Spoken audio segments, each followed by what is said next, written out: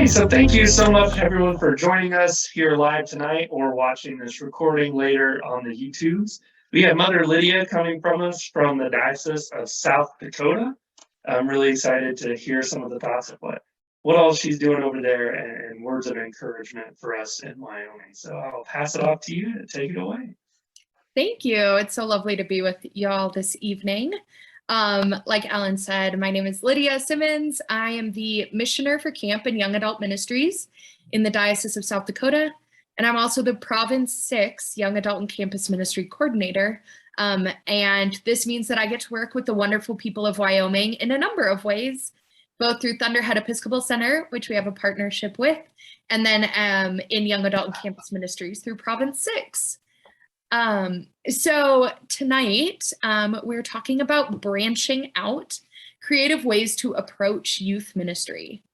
And so I first want to start by saying, like, youth ministry is not easy, right? They usually give it to like the youngest person in the room, maybe the brand new priest or someone who looks like they fit in with the youth. That is often what happens when we do youth ministry. That is not the case. Youth ministry is difficult. It's one of the most difficult ministries, I believe, and it's a vocation and calling. So anybody who's interested in learning more and following into this, it's so important of a ministry, but also shouldn't be taken lightly and just given to whoever the brand new person is. So I also will give the disclaimer that I am not an expert, but I am passionate about exploring and finding answers to new questions and new ways and approaches together. So that's often how I approach youth ministry in a growing and changing world. Even being 10 years out of high school, youth ministry has changed so much in the last 10 years from when I was in high school to now working with youth.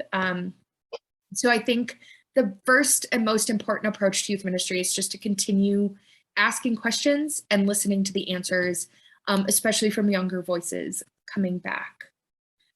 So the first way that I'll start, it's one of the things I love to start almost all discussions about youth ministry about, is with this passage from the book of Jeremiah, and specifically about the prophet Jeremiah's call. So this is from chapter 1, verse 4, beginning at verse 4. The word of the Lord came to me saying, before I formed you in the womb, I knew you. Before you were born, I set you apart. I appointed you as a prophet to the nations. Alas, sovereign Lord, I said, I do not know how to speak. I am too young. But the Lord said to me, do not say I am too young. You must go to everyone I send to you and say whatever I command you. Do not be afraid of them, for I am with you and will rescue you, declares the Lord. So Jeremiah being appointed at a young age as a prophet reminds me that our young people and young voices have a lot of prophetic strength, that the Lord gives them the words and the power to articulate what they need. And I think that stopping and listening is a huge first step. So when it gets to youth ministry, a lot of questions that get asked are, what are we doing? So kind of the practical nitty-gritty. Are we having a youth group? Do we have acolytes? What are we doing? What is your congregation currently doing? Is that answer nothing? Is it working? Is the youth group having 0 members? Are we getting acolytes scheduled and attending things? Are we getting youth to attend events? What are we doing? How is it working? Is it not working? And where are we seeing God in what we are already doing? I think that it's so important as we think about growing programs and we think about growing and trying new things, is to acknowledge God in each step. So if you're doing a program that's working really well, amazing, wonderful. Acknowledge where God is working in that moment.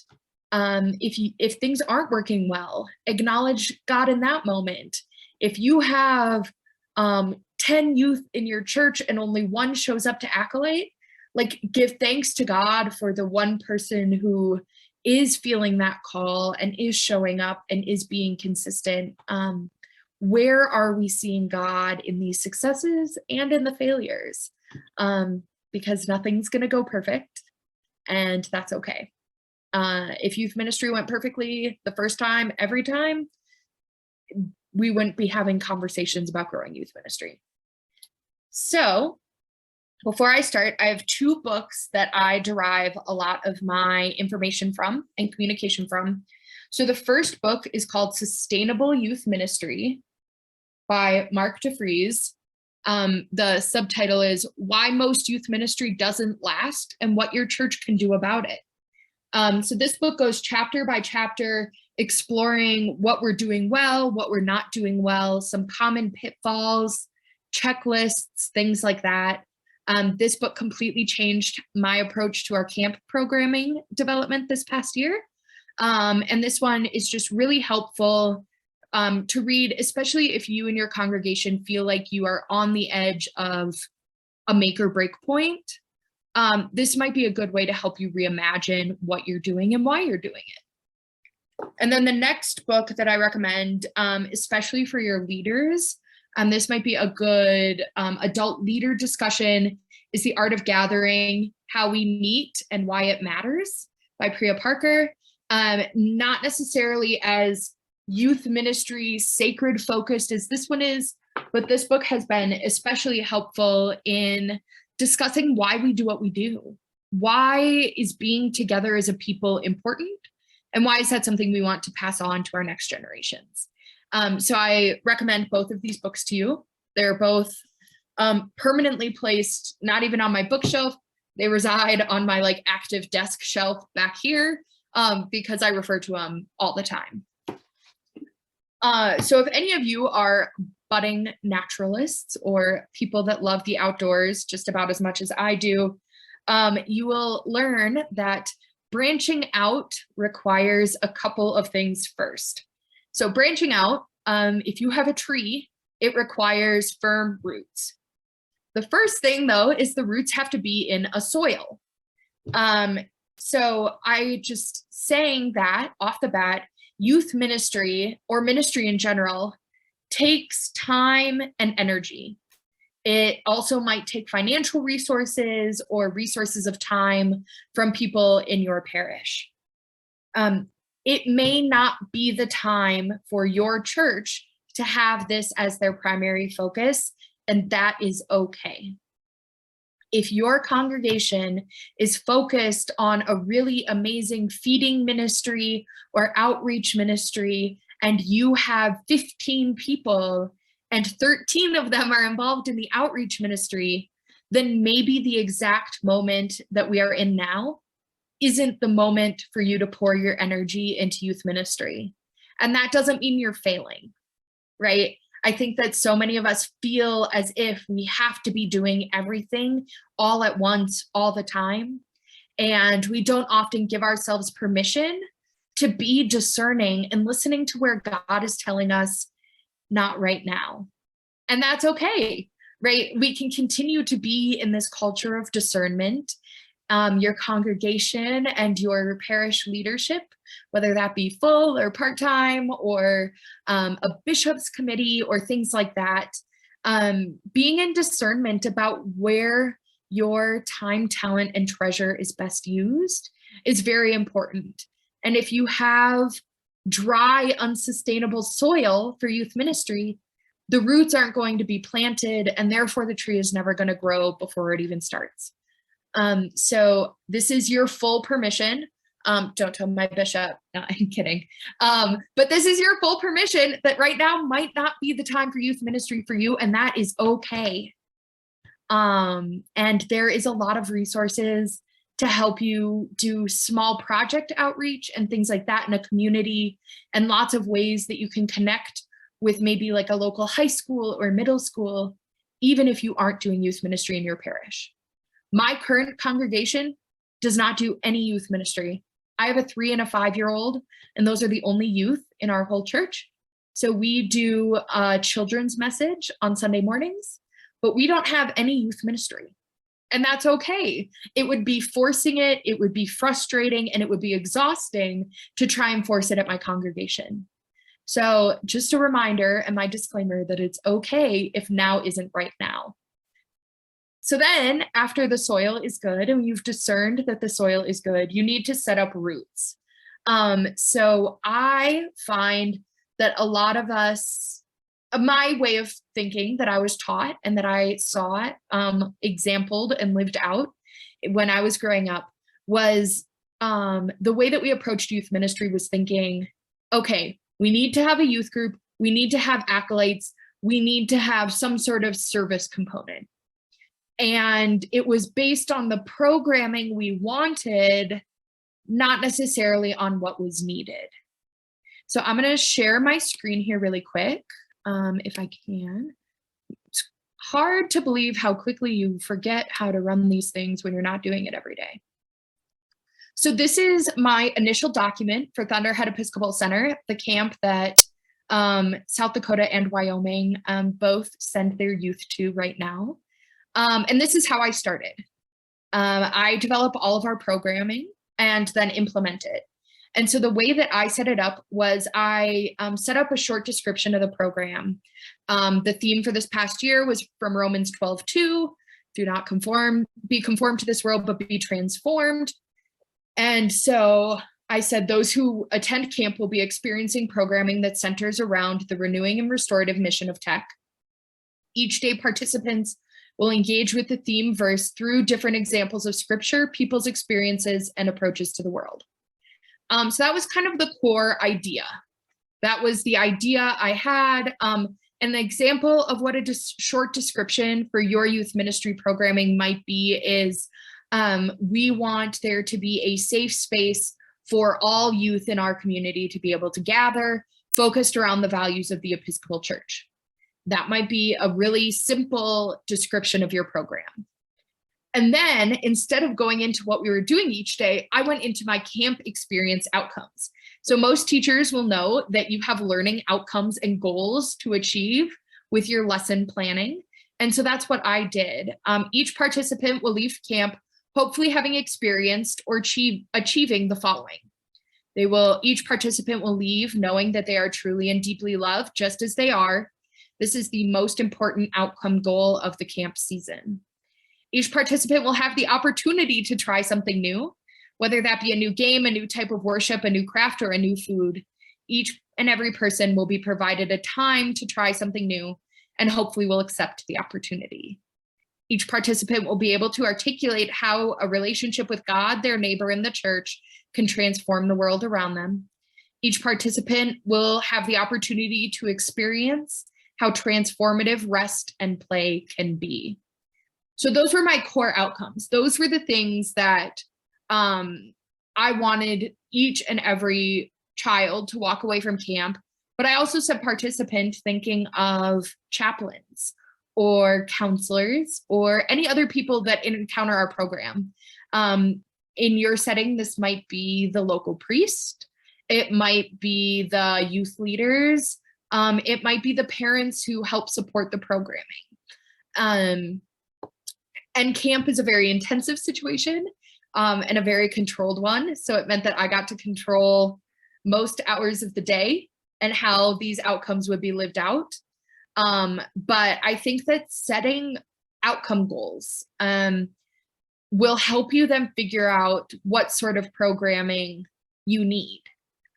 So if one of your program outcome goals is that youth and young adults are able to participate in the leadership of liturgy, maybe your time and efforts are going to be best spent in training acolyte programs and lay readers and things like that in your youth. If, like mine, the most important outcome goal of my camp season was that they will leave knowing they are truly and deeply loved just as they are, then maybe just having a safe space youth gathering or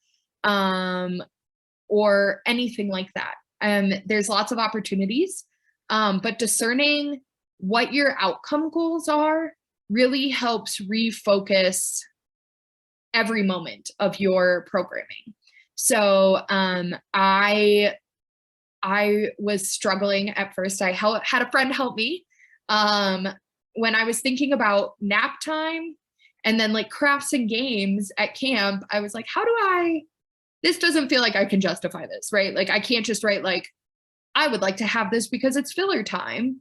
And then my friend directed me towards scripture passages about rest and about play and about eating and about sustaining in community, and just reminding myself how transformative that can be. Directed me towards my fourth outcome goal of experiencing transformative rest and play.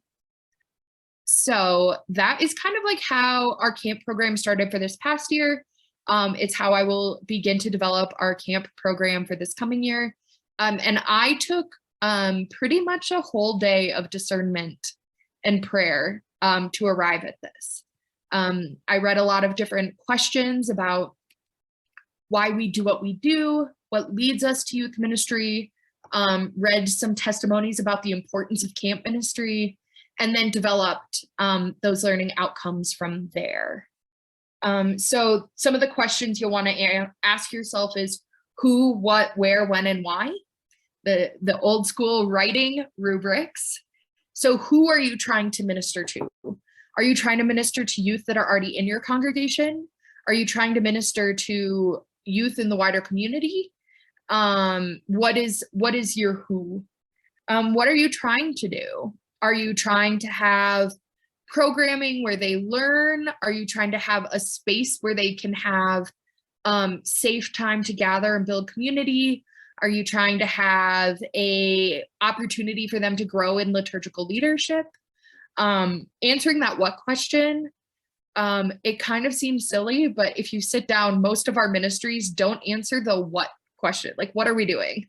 And that's across the church. That's not just youth ministry. But just ask, why are we doing this? Why are we wanting to minister to youth? Why is this a priority for us right now? If you can't articulate why it's important, then everything you set up isn't going to feel important. And then where are we wanting to do this? Are we wanting to do it at the church? Are we wanting to do it in the sanctuary or in the parish hall or in a youth room? I mean, all have different energies in the space and convey a different feel, especially for a lot of young people. Are we looking for an in-person or a digital platform? Many of our young people are very comfortable, especially being formed for the last 2 years through a computer screen. Is providing a safe space. If our goal is to provide a safe space and then forcing it to be in person in a sanctuary, is that providing them a safe space?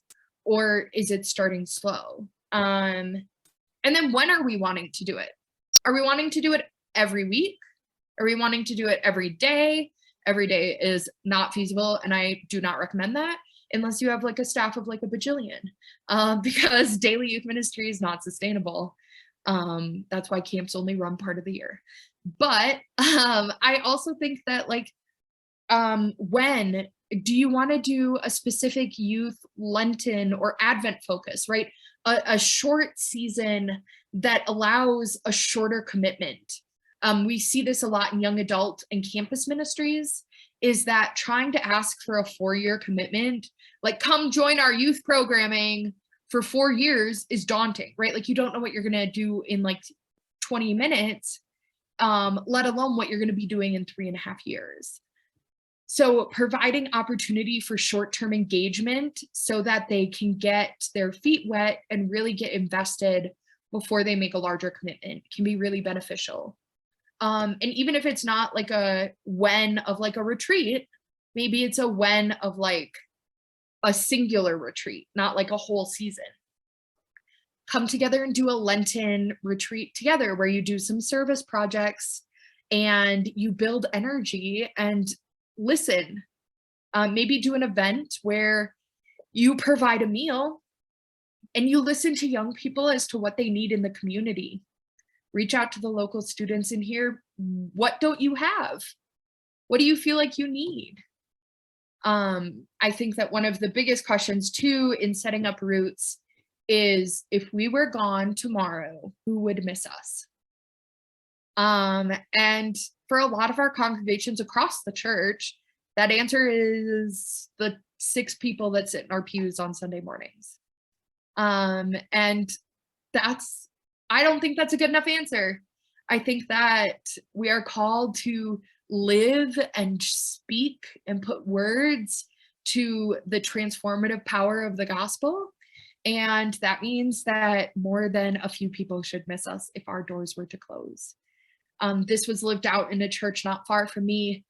They said, who would miss us and what does the community need? And they started an after-school tutoring program once a week, because that didn't exist in the community. And so they now have about 8 youth that come every week. We're getting more kids now that the first round of conferences have passed, and parents are like, excuse me, when it comes to youth's grades. And that's something that is a part of the church, but not, it's of the church, but not in the church, if that makes sense. So it's a ministry that the church does out. It's not necessarily a like recruiting tool. And it's perfectly okay to have those. That's a great way to stay connected in your community. So once you've done all that discernment, right, and it's not going to happen overnight. It's going to happen in days. It might happen over a weekend if you do a retreat. Maybe it would be a good Lenten or Advent challenge for your congregation to say, we're going to get together for 45 minutes and discern these questions for a whole season. We're going to ask these questions. We're going to think about them. We're going to mull them about. We're going to wrestle with them. And maybe the answer at the end of that is, we are not called to do youth ministry right now. And that is going to feel terrifying, right? And I say this knowing how terrifying that thought can be. And knowing that for a lot of people in older generations, saying we're not called to do youth ministry right now is like, we might as well bolt up the doors because this is the end. And it can be really hard to discern through that process.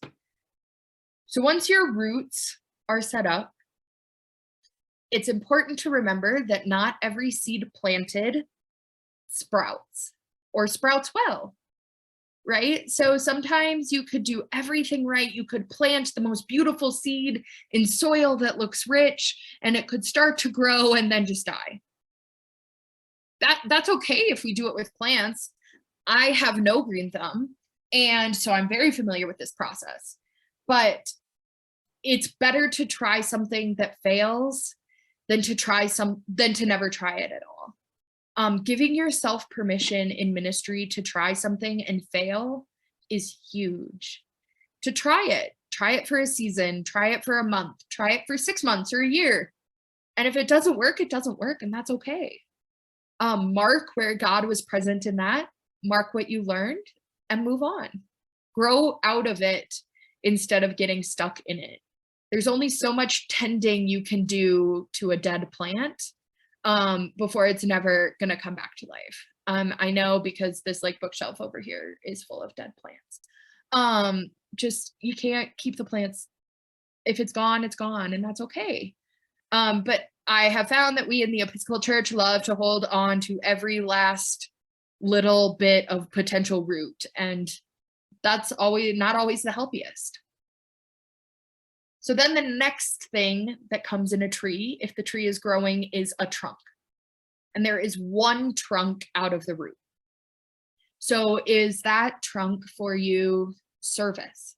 Are your young people in your community focused on service? Do they want to do one-off service projects throughout the community? And that's what they want to do. Is your trunk learning and finding different ways to learn from that? Is your trunk going to be prayer? Obviously, prayer should be a part of all of our trunks, but it doesn't need to be the centerpiece that builds the whole thing. So what is your trunk? What is your core going to be? I recommend starting one thing at a time. If you have 4 youth and you say, I want to do this, this, this, this, and this, you're going to burn them out. There's no way. When I was living in Virginia, going to seminary, I served a congregation that had about 450 youth. And even they didn't do that. They had specific programs that focused, and then from there, it branched out. So if you don't have that solid trunk, you can't even start branching out. And even once you get that far up, not every branch survives. You could try something new and it could die. And what's more damaging to the tree as a whole is trying to hold on to that like dead branch that might fall on a garage or something at any time. You need to be able to make the difficult choice to cut the limb and just move on. And that can be a lot of grieving. I saw a really powerful prayer service. There was a youth ministry initiative out of a congregation, and they developed a prayer service that almost was like a funeral to say goodbye to a cherished and beloved ministry practice. So they acknowledged it. They acknowledged that this was difficult. They acknowledged that we were going to grieve not having it. But we're going to celebrate its joys in its life and what happened, and then gracefully move on. I think that we don't like to admit failure as people. It's something difficult, but to be able to do it and do it well can often let new things grow in a way that otherwise wouldn't have been able to happen. And then the final part of the tree, of course, besides the fruit that grows, but is leaves. If your landscape looks anything like mine does right now, the hillside looks almost on fire with the yellows and reds and golds, and the leaves change. And it's okay for season to season for your ministry to look different. It's okay if you don't have youth that want to be engaged in the middle of winter, that's okay. If the springtime between finals and sports and everything isn't when you're finding success, that's okay. Finding those outcomes though, those initial roots, and staying connected to those as you transition through the season can be so helpful in keeping on course and not losing your place in those seasons and not feeling kind of a spiral. That's often a difficult thing to do, but to kind of continue to grow with the seasons. Like I was mentioning earlier, things change so fast with youth ministry, so fast. The ways in which the young people are experiencing school, even in the classroom, the schools around here have computers or iPads or any number of things. They're in a highly digitized school setting. They are really encountering other people in things like TikTok or Be Real or Facebook or Instagram or Snapchat. I don't think young people use Facebook anymore, but that's just my millennial showing. But what's really happening is there's this constant change of how they're connecting, but also they have so much information at their fingertips that is curated to who they are. And so when they find something in a church that isn't on their For You page or isn't exactly paired and curated to be something they may enjoy watching, it's really difficult. And it's difficult to grow in a place where they feel like, I'm not able to connect with this. If they aren't stuck in it in the first, 10 seconds of a TikTok, they can scroll right on by. And so how do we continue to not only be authentic and true to the message of the gospel and of the Episcopal Church, which is not always easy to hear. Loving your neighbor is not an easy message to hear. But how do we also hold the attention of young people who are used to all the information they could ever need at their fingertips, curated and customized videos and information, and really everything in a compact way of 90 seconds, or however long TikToks can be now. 120 characters on Twitter, I think, is still the number. But all of these things add together, and youth ministry is not going to happen overnight. You're not going to plant an apple tree seed and tomorrow you will have apples. It takes time, and it takes energy and frustration and exhaustion and growth and painful growing. But with the right tending and the right care, youth ministry can really grow to be a thriving and fruit-filled ministry and opportunity in your congregation. So that is what I have to kind of like, spit out all this information at you at once. But if anybody who's here has any questions, I'd love to answer them. Yeah. Hi, Lydia. I'm Molly. Can you hear me? Yes. Yeah. Okay, great. So I'm wondering, I do a little Sunday school group with a couple high school girls, and I'm from Sheridan at St. Peter's Episcopal Church. And I will use Right Now Media, and I will do specific lessons from some of the books or Bible studies that are on there. And I think that the ladies, my girls, like that, but I don't know. Then the rest of the time, because the rest of our visit isn't digital, I don't know. I feel like they're as bored as can be. I mean, so because it's just talking back and forth, and we discuss, and then we have prayer time and that kind of stuff. And so do you have any suggestions about like using digital, like when we actually do meet in person? Is that something that maybe we should get rid of? Like, because people need to know how to talk face to face too, or, I don't know. What are your thoughts on kind of using digital platforms, I guess? Technology is such a double-edged sword, right? So it means that you have access to all this information that you can share, but at the same time, then you're automatically being brought into a technology piece. One of the perks of our camp is it's about as remote as can be. And so we don't often have access to technology. Right. And so some of the things that I found successful are, first, if there is a way to start with a non-digital time, whether that be like having a snack so that they can talk with each other, or maybe moving the prayer time from like an end to a beginning, so that they jump right into being disconnected. I think there's pros, especially if connecting with a digital Bible study is really working. I think that there's a lot of value in that. There's also a lot of value in being completely technology free.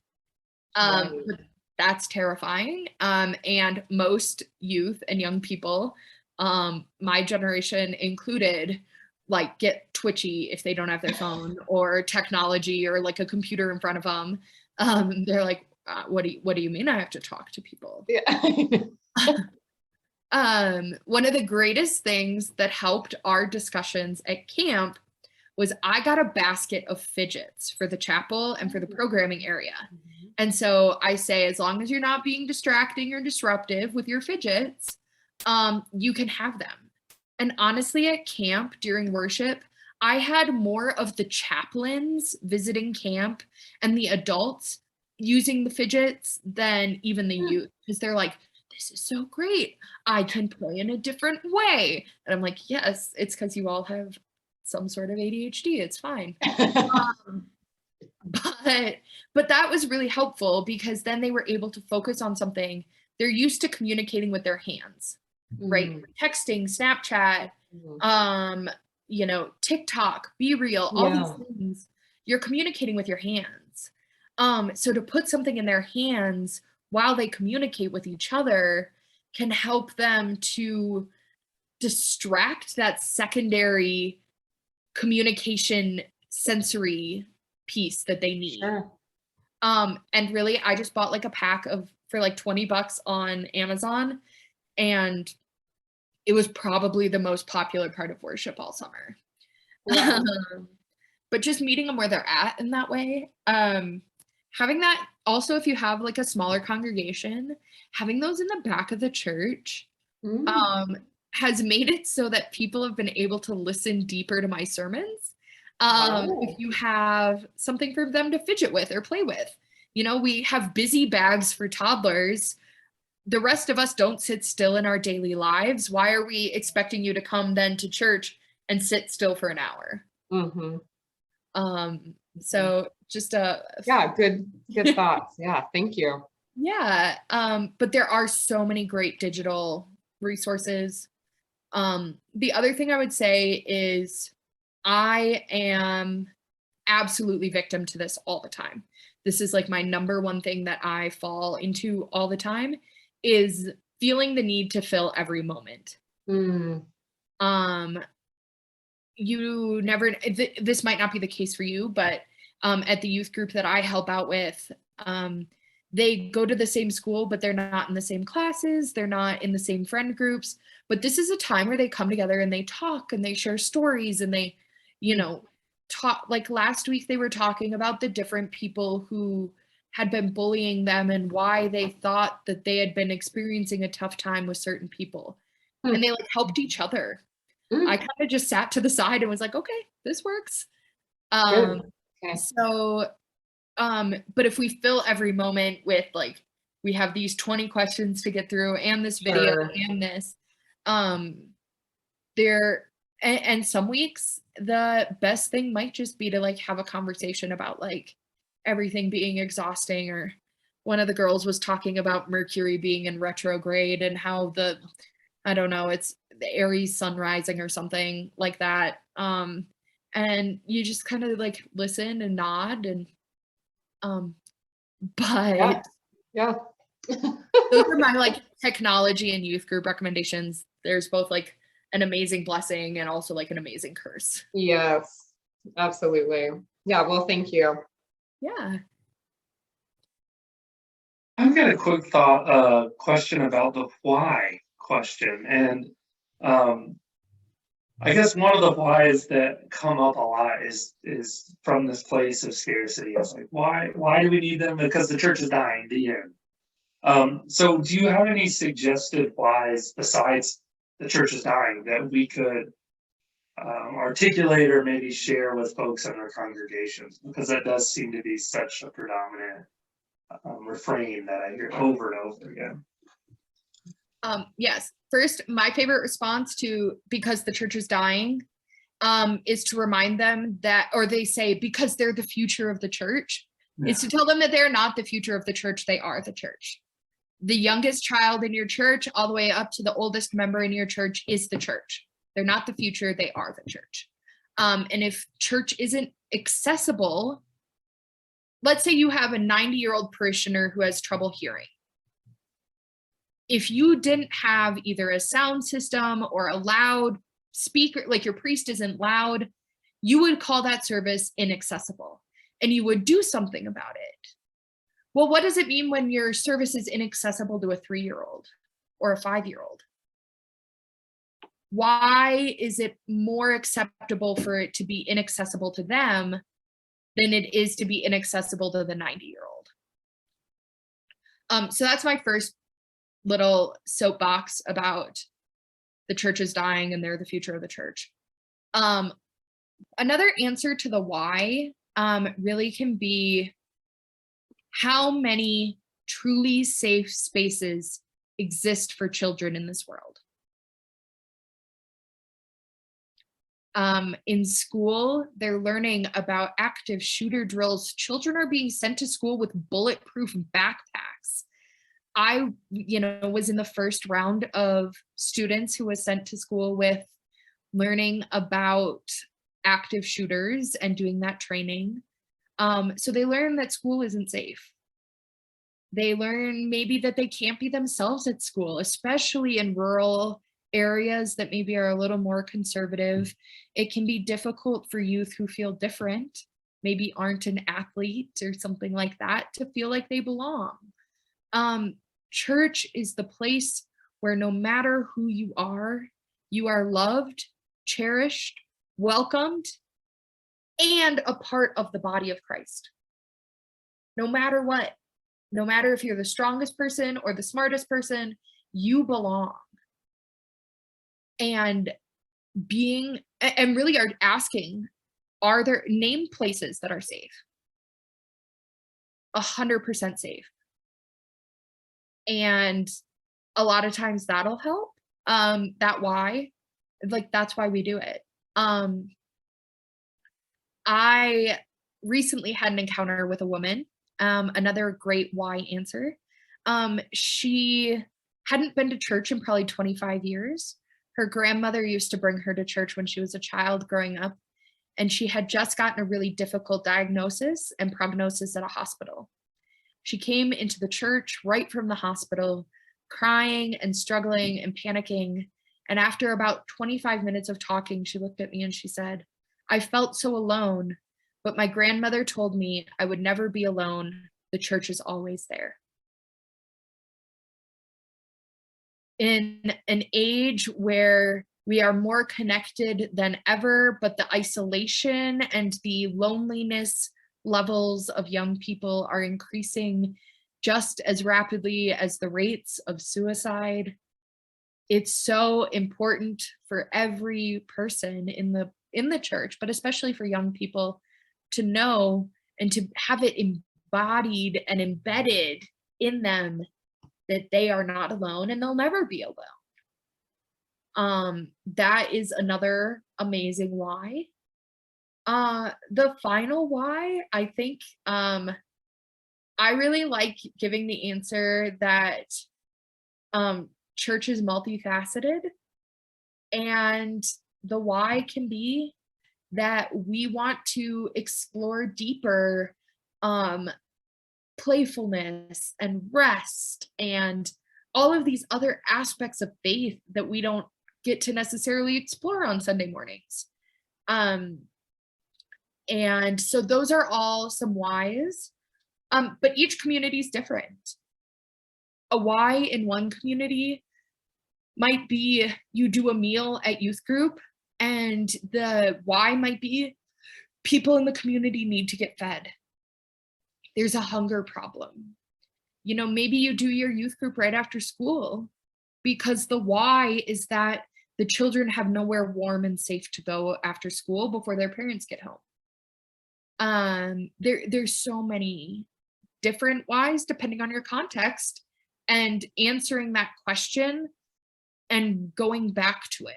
Why are we doing this? Why? And it might feel a little aggressive if somebody doesn't know that's what you're doing. I wouldn't recommend necessarily going right to your priest and being like, "Why do we do this?" Because that can come off a little like assertive, but to kind of continue to build that culture of why, building a culture that asks why at every step, can help make the question a lot less daunting. Awesome. Thank you so much for that. Yeah.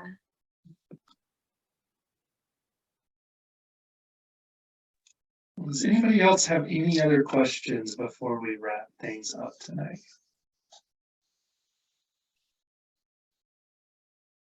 Awesome. Well, thank you so much again for sharing tonight, and thank you for everybody coming.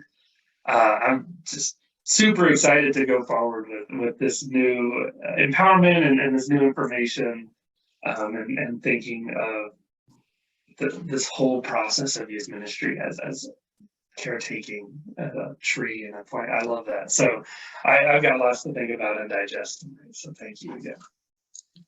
Yeah, one last thing I'll leave you with is be graceful with yourself. We are calling for our ministries to be grace-filled, and so have grace for yourself. If something doesn't work, if you think you're going to do something and you've got a great idea and it doesn't happen, it's okay. You know, there's a time and a season for everything, and being gentle with ourselves, especially as youth ministers or youth leaders, is often the most difficult thing. Cool. Thank you, Lydia. Yes, thank you. Thank you so much, y'all. And I will upload this on the YouTube and get the link out. So if you want to go back over it too. So have a good night, everybody. Have a great night.